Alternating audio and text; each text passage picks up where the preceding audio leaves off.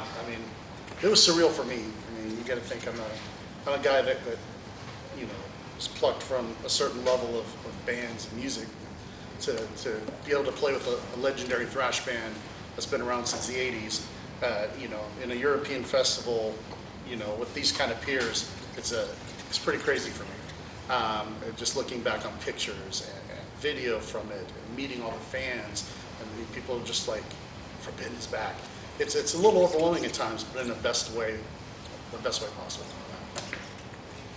Well, for me, I guess I don't feel as old as I should, considering all that legendary stuff. I mean, honestly, I'm so glad we chose the visuals we chose before the show of our earliest stages of the first time we got together for band pictures. You know, the different lineups. Every single person that ever played in the band was covered in those photos. So, for me, getting a third chance to do this is almost unheard of, and it just feels like there's a bigger opening in people's hearts for the band, for Forbidden. And I'm sensing it today. I'm sensing it with my peers. It's a great honor. People say things like it's an honor, it's humbling, but it's fucking humbling. It just is. It's not. You shouldn't take this shit for granted. That's what I say. So I feel pretty good about it.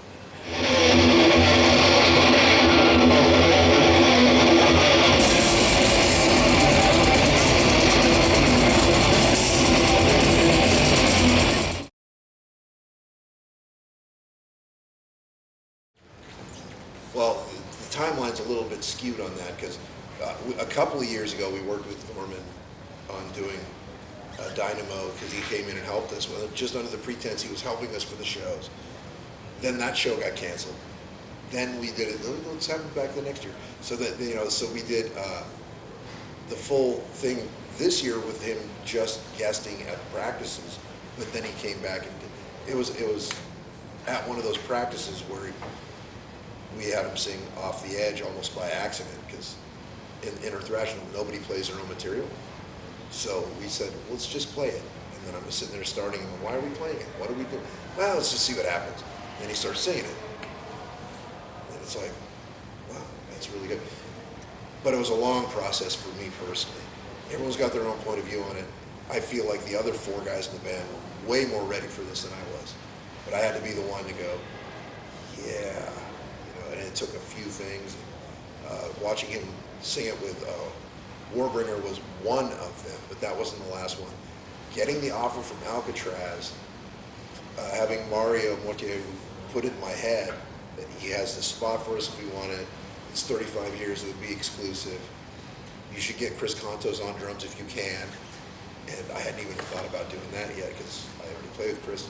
Just all these things, and that was the moment where I said, I've got to call Matt, because he's my guy from Forbidden in the earliest inceptions, pretty much. And then I got to call Steve, and then I'm going to call Norman. And yeah, it went really good. And you can tell from your point of view, your Cliff Notes version of it. Yeah, I mean, very much similar. I was just helping out, getting them ready for Dynamo, you know. And that in itself was an honor for me because I step into that room with some heavy hitters. I mean, so, it's not just the Forbidden guys. You got guys in there from Mordred, and, XDRI. You got Phil Demmels right there in the corner. I mean, for me, I'm just like, whoa. But I'm gonna keep my composure. And so I had a good time singing these thrash hits. You know what I mean? And then Craig said to me, he goes, you've done us a solid, man. Well, we're gonna do this in San Francisco, much bigger. We'd like you to maybe sing a song. Oh, it'd be cool, maybe Chalice of Blood or something, right?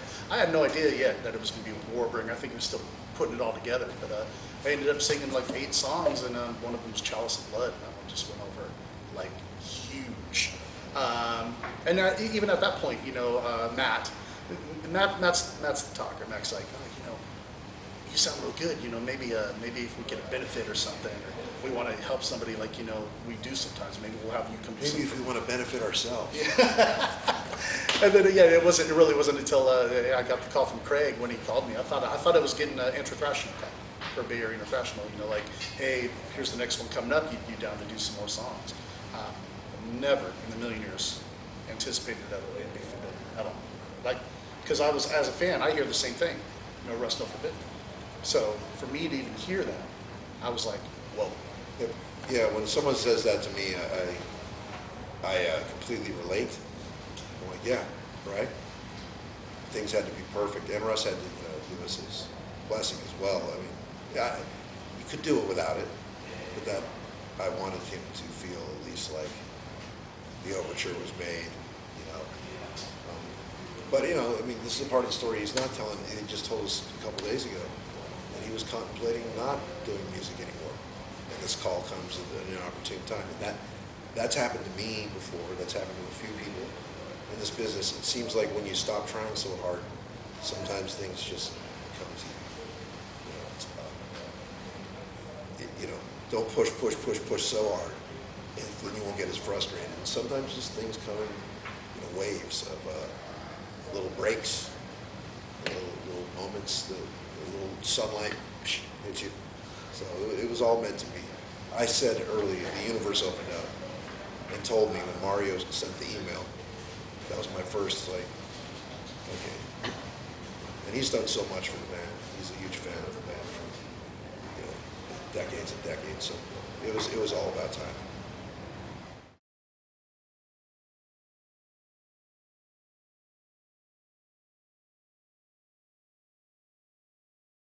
I understand your question.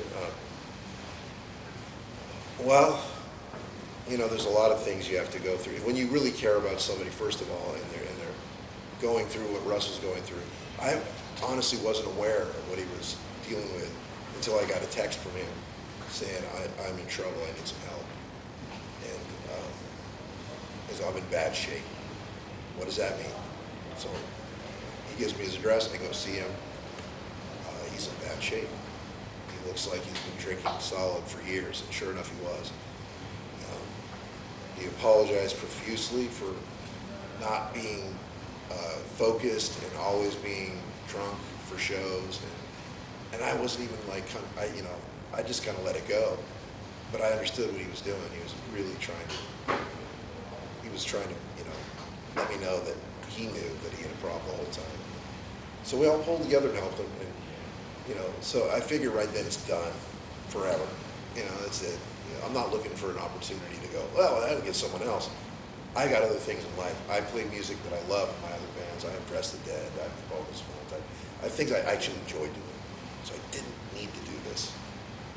It had to be a time to want to do it, and have to do it. So it came around, and the fact that Norman has a lot to do with it, because he was an original fan. Russ used to call him Little Russ.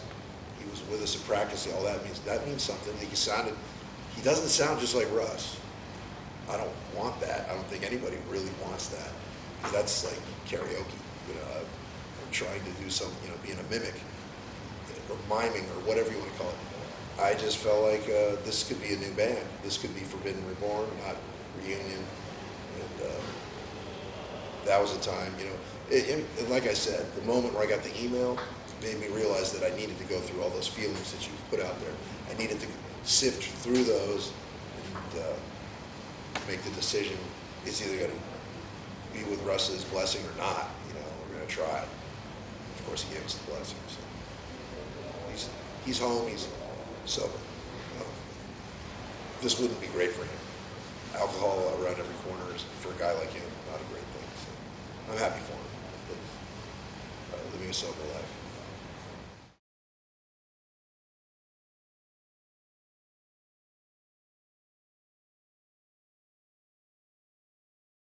Yeah, that's how I'm feeling right now, and that could all be fucked up. You can throw anything into the spokes of a bicycle and the whole thing fucking falls over. You just never know. But hopefully, make the right decisions, have the right people, the right timing. There's so much positivity coming towards us. Like I said earlier in the onset of this, like my peers, that shit's real. When you walk by somebody, hey, dude,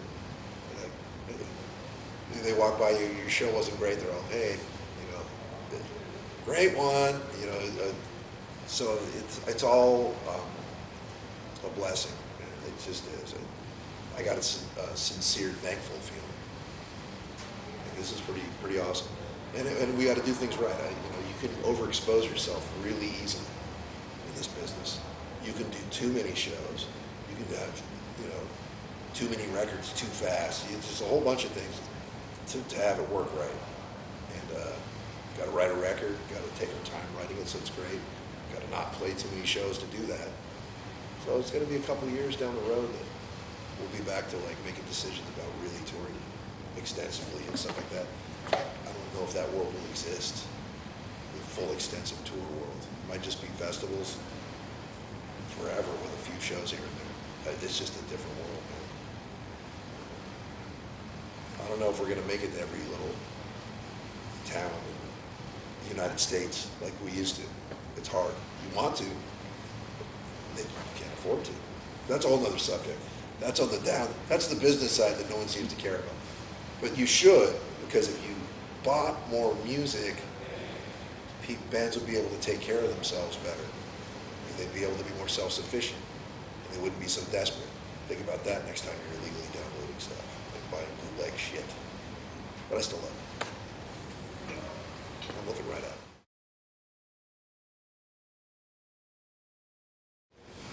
Then people have kind of rediscovered them, but distortion is going to be more like forgotten just because it's not distributed, you know, as readily. You can't really get it. You have to buy boot. You know, people are paying like $100 for a CD, and like Can't even stream that.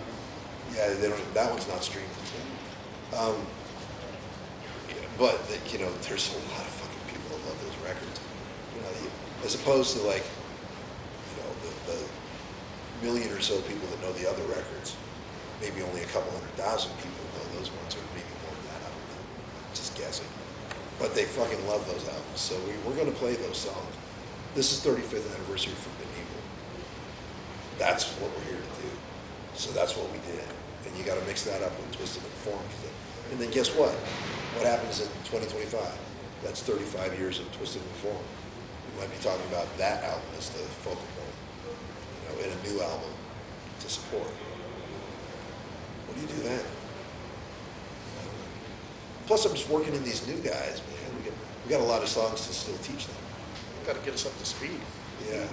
I mean, right now, we have what we played yesterday is what we have right now for these guys that's down 100%. He does his homework, it's easy. Drums, man, it's always hard because every drummer's been great. So luckily, Chris is another great. Let's see how, you know, we finished the set, and now we can hear the crowd. The crowd's chanting, we want more. One more song. And, you know, I'm looking around going, we haven't learned one more song yet. Could have done Victim of Changes. We're going to give you one long song. Well, yeah, these festivals, they don't really give you room for going over time. Yeah.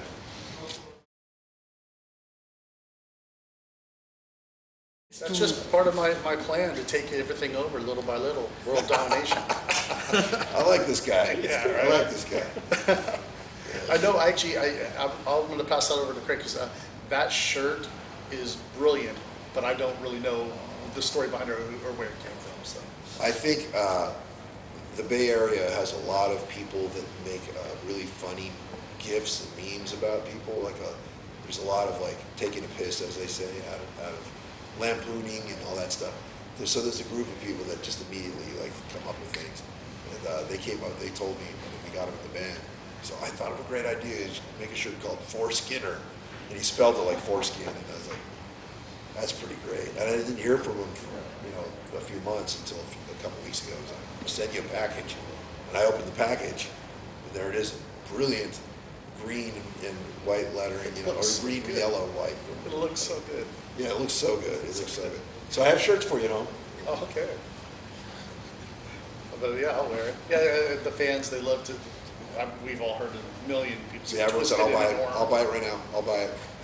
Twisted into norm. You'd want to wear a foreskin on your chest. Okay. Oh yeah, they want to buy that shirt too.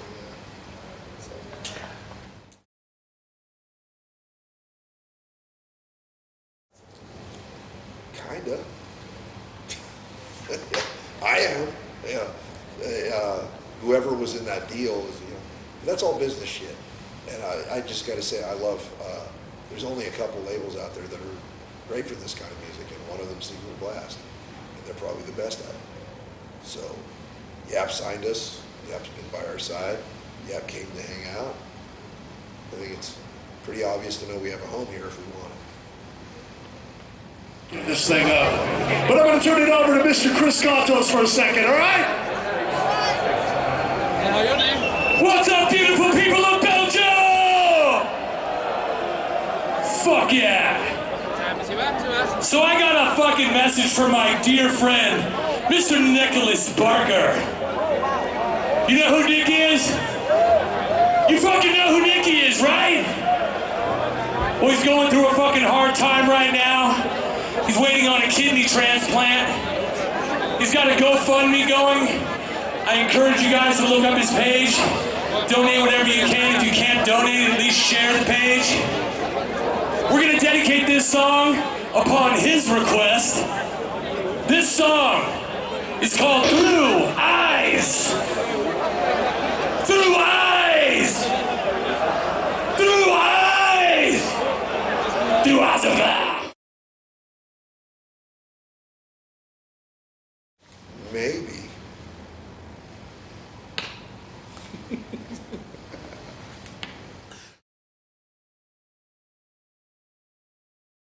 So I've already started coming up with some riffs and writing down some song titles, a few lyrics, things that him and I will go through. Because we always work, I work closely with any singer in Forbidden. There's only been one. So until I feel comfortable enough to hand him the football, as we say, we're gonna like work on stuff together. So yeah, it starts. Forbidden stuff starts here, works its way into everybody, and then everyone's contributing and writing together. So Yeah, I think we're going to be doing a lot of, this is what I think, tell me, I think we're going to do a lot of split time, because writing, and then as well, we have, a couple of big shows, Death Angel thing of the year, we want to change the setup. So once again, Chris and I need to be brought up to speed on the new songs. But at the same time, we don't want to slow down the writing process either. So you're doing some juggling, I think. it is some juggling. We split that time, and then there are some festivals that we've announced that we're doing next year in the United States. We have Hell's Heroes, we have Maryland Death Fest, and I think those are the only ones that are announced, but we have other ones that are coming. And then we have others in Europe, yes. To answer your question without being an asshole. Yeah. We could tell you, but then Yeah, stick. Yeah.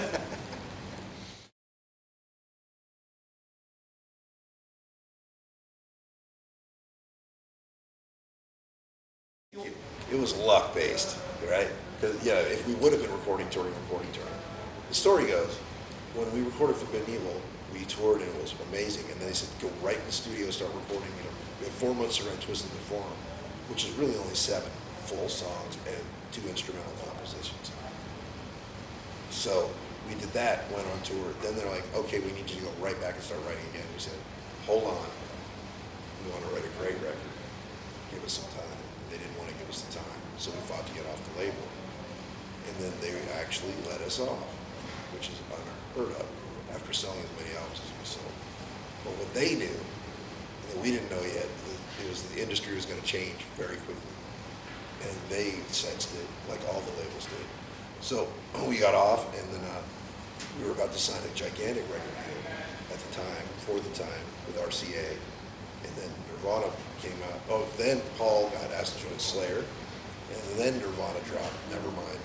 And every label went, hold on. If you remember, we're not the only ones. Every fucking thrash band was in the same situation we were in. So we were just another one. It was just bad luck of timing. We would have had a new album out by 1992. It would have only been a year and a half or so, of writing and recording and process. But you think it's forever when you're going through it as a kid, but it's not. It's just a little slip of time. That adds up over years. It took 4 years to get a record out. And then we toured for a while. Then it was only not even a 2-year cycle between them. Well, no, it was about 2.5 years. But whatever. So you get my point. Like the industry changes. You can't really do much about it. We disbanded in 1997. So that's why you didn't have any albums out, because we weren't a band. So that 7-year stretch, you got 2 albums because the industry changed. I'm not even bitter about it. If I was, I'm telling you right now, if I was, I wouldn't be because I would have been like so many others that just threw it. Oh, it's thrash metal or nothing. I do other shit. I play other kinds of music. Very. I like being creative and bouncing ideas off different kinds of people for different kinds of art, and I don't need to be popular or, you know, rich or any of those things. I love music. So I think this time it's just going to be fun taking that mindset into Forbidden, being very relaxed about it and knowing that you have a fucking place. Things aren't going to change that much. The universe is the way it is now. People are into metal. There's going to be a crowd that's always into it now until, you know, the end of days, where 30 years ago, that wasn't necessarily, you didn't know what was going to happen. You know, people are always going to like metal. Especially now with the world unhinged as bad as it is. It's perfect timing for that. Yay metal, death and destruction. Humanity's demise.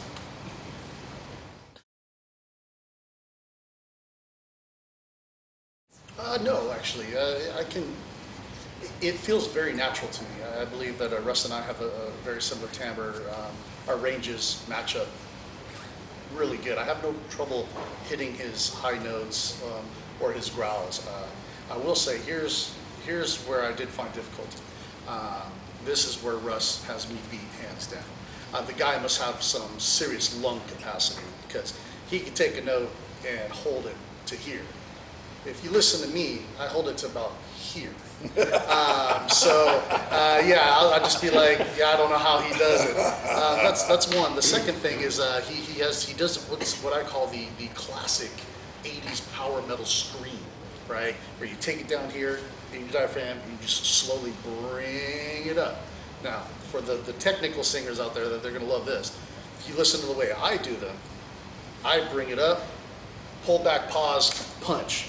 And that's the way I do mine. And then I like to sing it that way, because then you just get an attack at the end of it. You still have a little power to it. It's like it's an exclamation point right on the tip of it. And that's just more my style. But those are really the only the differences. I wish I had the lung capacity that guy has, because wow. But I find it it's been very easy for me to kind of step into, because I'm like, wow, this feels super comfortable. It's right in my range. It's right in my wheelhouse. You got to be born for it, like he was. This was his job. This was his job. This is the only way this is going to happen. And if you really want that kind of lung capacity, you have to smoke more cigarettes. Yeah, because I need to take up smoking, man. No, that was Russ's secret. It's crazy that the freaks of nature out there, like Robin Zander from Cheap Trick, great story. I have really good friends with Aaron Kretz, the drummer of Stone Temple Pilots, and he told me the story of when, this is relevant too, when STP was opening up for Cheap Trick on tour, and Scott Weiland, who's already a big star, was really nervous about talking to him. He didn't know what to say. So I don't know what to say to him. So he goes up one day, he's like, hey, Robin, you know, hey, man, I got to ask you, what do you do to get ready for your show each night? You know, what do I do?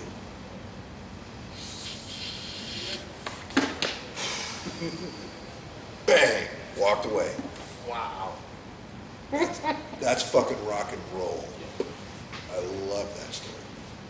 I love that story. We don't smoke it. Just so no one, well, just Chris will occasionally have a cigarette. Occasionally. It's not our thing. Not a band of big drinkers or cigarette smokers.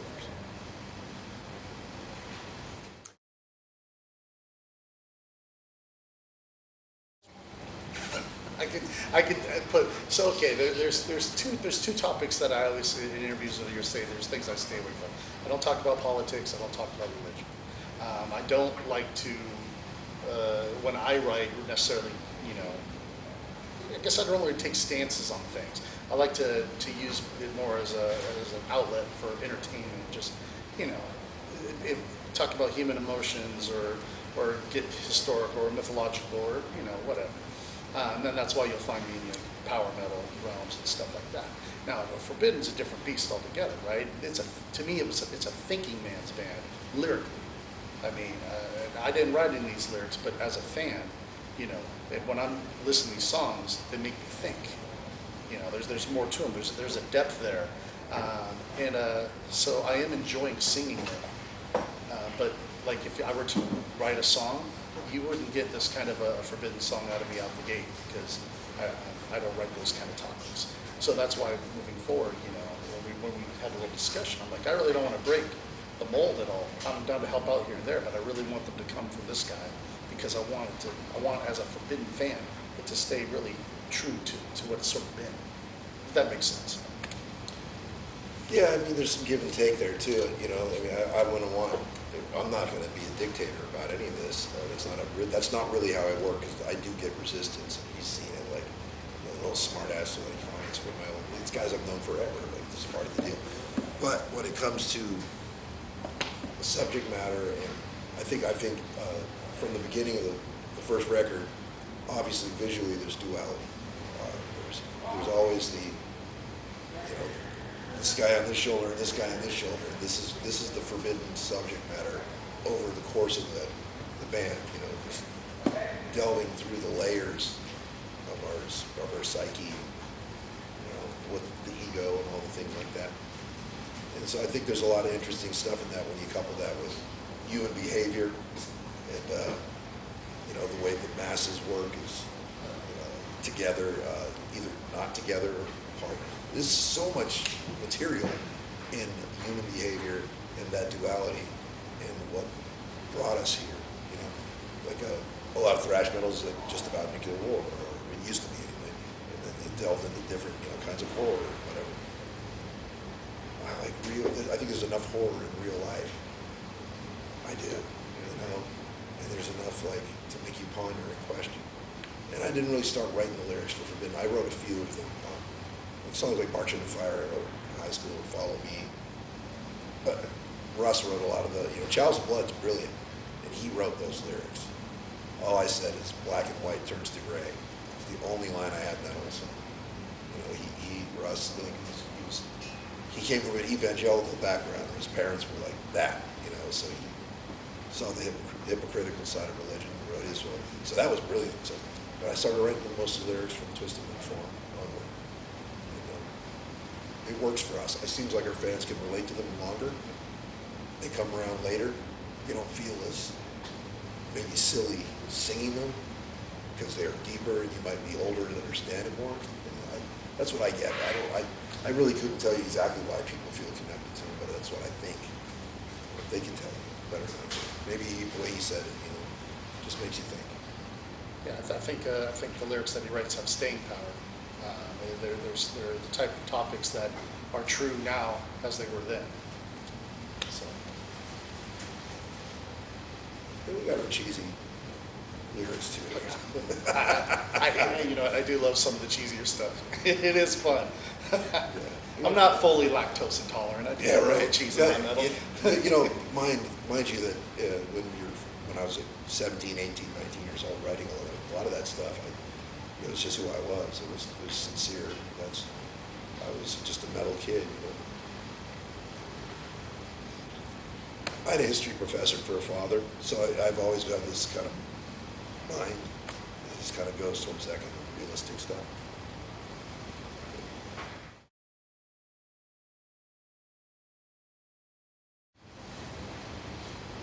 Well, I don't know if it's important or not, but I say, I don't think we're going to let you, if you're a Forbidden fan, I don't think we're going to let you down this time. I don't think we're going to let you down. I think we're going to do what we need to do, deliver the quality that we need to deliver, and not expect anything other than whatever the world gives us after that. I don't have any kind of stupid ideas about being an arena band or anything, you know. We're a cult band, but people want it, so hopefully we'll give them exactly what they want. We can be bigger than we were, have more success to play more important things. We'll see. We'll see. Just to add on to that, basically echo what he said. Yeah, as a Forbidden fan, I remember when they came back for the reunion. That was 08 or something. Yeah, I was ecstatic. I went to their CD release listening party with my band at the time, and I bought a shirt and everything. And then when a few years later, when we disbanded again, as a fan, I was like, come on. So for the fans, just know, we're doing things smart, and I'm in this for the long haul. So I'm hoping to write many albums with Craig, and I'm hoping to play everywhere and just pull out all these deep cut back catalog songs and new material and just have a good time. Because if you're not having a good time, why do it, right? But Yeah. we are having a good time. And you can have a good time singing songs about things we sing about. People seem to walk away from our shows smiling, like, a lot. Yeah, a lot. I hadn't felt that in a long time. We did our one warm-up show in the Bay Area, and I know that look on their faces, and I know that energy. There's a release there that, so we have a different vibe than other bands. It's just, we have our own way of doing it, and people feel very, very happy. So that's a good thing. I'll take that. That in itself is a currency. It's another way of being paid. I love seeing them smiling and smiling right back at them. So.